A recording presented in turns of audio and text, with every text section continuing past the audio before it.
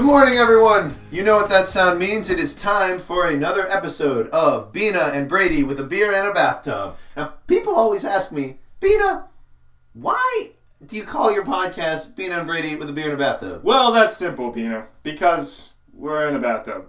With a beer, actually. It's pretty accurate. We are in a bathtub. You cannot see it, but we are here. You might hear the acoustics of our beautiful full bathroom in our apartment here at 207 Hyperbole Avenue. It is our recording studio. Yeah. Our producer right outside waiting to get a shower in. Yep, he's really, really mad right now. He's not happy. So we're going to try and make this episode pretty quick. Yeah. So, what are we talking about? We just talked about the Mighty Ducks D1. Who the villains and who the heroes are. Yeah. And we plan on saying the villains, but not right now. Because what we want to talk about is what I'm calling the Bombay theory. Oh man, this theory. You guys are in for a treat. This is going to be a ride for you guys. The Bombay theory is... It starts in D1, and we have to start actually at the end of Mighty Ducks D1, because that's where the idea came from. So at the end of Mighty Ducks, Gordon Bombay is about to board a bus to an audition. It's not called an audition in sports. What's it called? It is called a tryout. A tryout. I'm sorry. I'm not an athlete. I'm not even a theater person. I don't know why I said audition. All right. So he goes to this tryout, and he's saying goodbye to his team. The whole team shows up. It shows the love that they have for their coach. And every single member of the team repeats advice that Bombay has taught them throughout the movie. And what are some of those vices before we... All right, so everyone comes up. He's like, for God's sake, soft hands. Banks calls him a cake eater, and I absolutely know Banks doesn't know what that word means. He doesn't know what it means, and also, why is he applying it to Bombay? He's the cake eater. That shows why he doesn't know what it means. Yes, exactly. So, anyway, go on. I guess it's supposed to just signify that Banks has been accepted by this team and now can use their made-up insult. And he can come back in the next movie. In the next one? Or the third one? Both. Because Kenan Thompson's the best. All right, so he's getting this advice that he's already given his team throughout the entire movie, and it made me think, now that's interesting. It's Bombay receiving his own advice. It's not advancing him in any way because he already knew those things because he taught his kids that. Maybe Bombay made up this District 5/Ducks team. So what you're implying, really, is that the entire Mighty Ducks is in Bombay's head. Yes. This is what I think. So in the beginning of the movie, we are shown what we think is a flashback. I think it's actually just what Bombay's mind looks like. It's got a different filter on it. It's got some haze in the edges, so you know it's a memory. It's happening in a mind. And in that flashback, we see Bombay being forced to shoulder all of this pressure of winning a championship by himself with a penalty shootout. It's not a penalty kick, penalty shootout. And under that pressure, he crumbles. He fails. He hits the post 3 inches to the right. It would have gone in. Quarter inch. It goes in. Quarter inch to the left. He misses completely. I'm not sure the math works out on that. I'm not either. I don't know the dimensions of a puck, but I'm pretty sure a quarter inch. Yeah, it's not a half an inch pipe. Yeah. So somebody needs to check the math on that. But the point is, he fails. And from that failure, from the disappointment of not only his coach, but his team and his deceased father, has caused him to enter some sort of psychiatric, traumatic experience, a brain mentality. So he ends up in a facility for those with mental health issues. And as we know from Coach Riley, he could very easily cause this. Yeah, absolutely. He is a very tough coach. Like we said in the last podcast, his advice to Bombay was, if you miss this shot, you don't only let me down, you let your whole team down. So the pressure is there. It's a lot of pressure. And more for pressure a 9-year-old. For a 6-year-old, 4-year-old, whatever. He looks 4 years old. He's ridiculously young. So he crumbles under this pressure. And because of that, he creates this world in which he is the best. He's this hotshot lawyer. He doesn't even think about hockey anymore. And he's successful. All he does is win, and he doesn't just win, he wins big. Because that's what he was taught by his Pee-wee hockey coach. So if he created this world in which he's successful, why does it lead into what D1 is. Mighty Ducks 1, why does it lead to that? Why does it come back to hockey? Well, because he still has unfinished business there. Unfinished business. As much as you can try and squash out your own trauma, it still comes back to you, and you have to deal with it. And this is his way of dealing with it. Okay. He needs to have this connection to hockey. So he has a little bit of a comeuppance, and it brings him back to hockey. And then think about the team he inherits. It doesn't even have a name. It's literally a number. District 5. That is the team he inherits. It starts from scratch, which implies to me that he builds it from scratch in his mind, and therefore he can mold it in a way that he wants. And it takes him some time to get there because, like I said, he still hates hockey. It's still something that he's trying to block out of his mind forever. But because he needs to still prove himself on the ice, he works hard to build this team into something he'll be proud of. And that team becomes the Ducks. So if he hates the ice, let's just real quick nitpick, I guess. Why does he want to be on the ice in the first scene of his now new life that he's trying to redemption story, whatever you want to call it? He wants to be on the ice right away. It's an excellent question. So it brings us back to another flashback that occurs. And that flashback is just skating around on the ice with his father.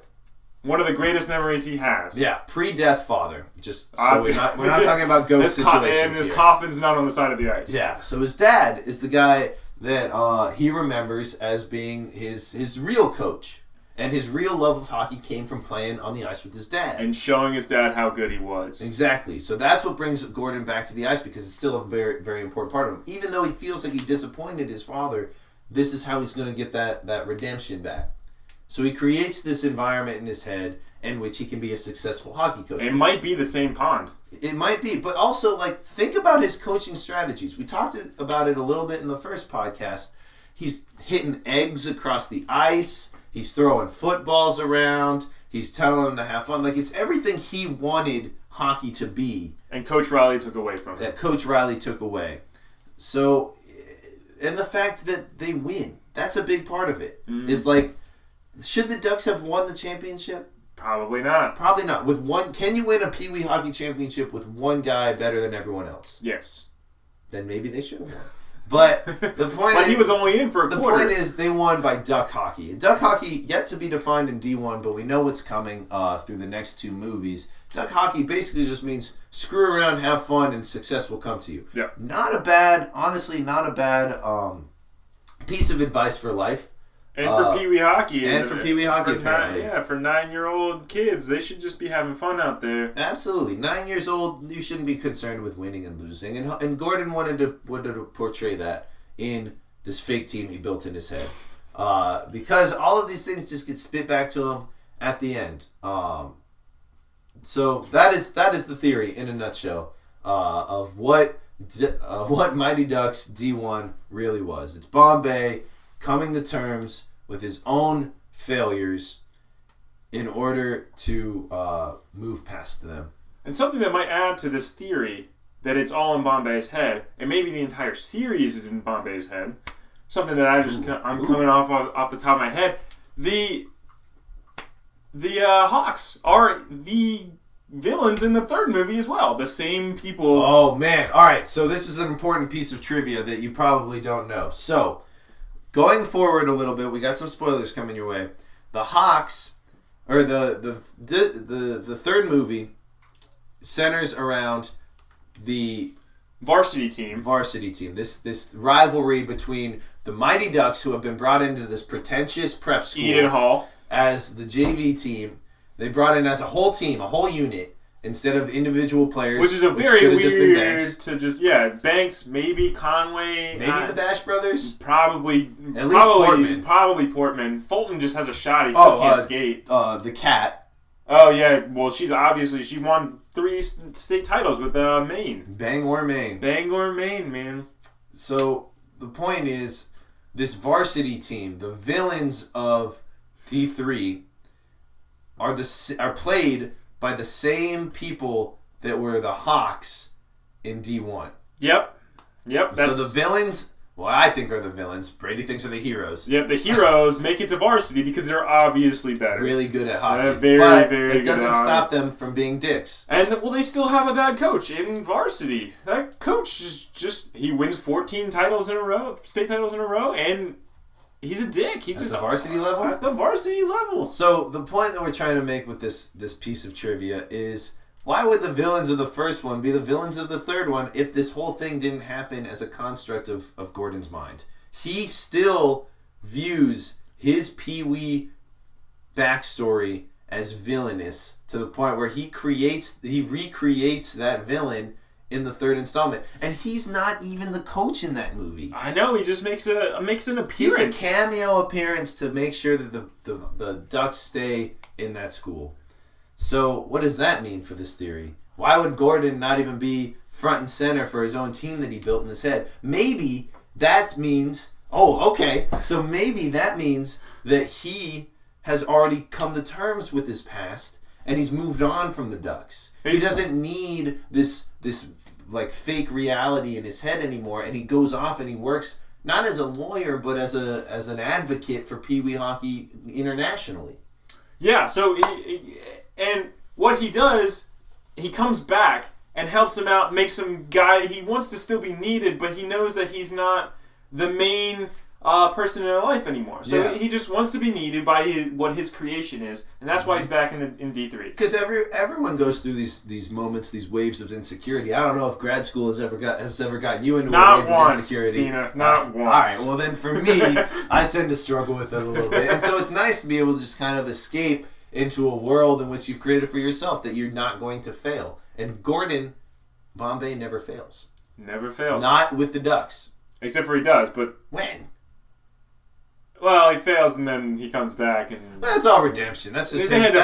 That's just him like treading water. He's just fair enough. All right, running circles around him. Yeah.